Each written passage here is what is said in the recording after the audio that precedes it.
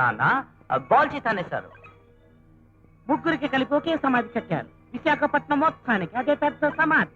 My God. Doctor రూల్ఫ్ అవుతా patient కి నీరసంగా ఉన్నట్టుంది, భోజనం పెట్టండి. Okay okay. తీసుకోండి బామ్మగారు. ఇది భోజనం ఏమిటండి? మీరు 100 ఏళ్ల వెనక ఉన్నారు కదా. ఇప్పుడు కాఫీ, టిఫిన్, నీళ్లు వగైరా అన్ని క్యాప్సూల్స్ రూపంలోనే.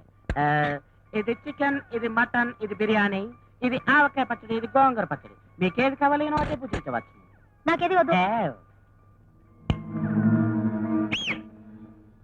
Hi everybody. ఈ రోజు వార్తల్లోని ముఖ్యాంశాలు.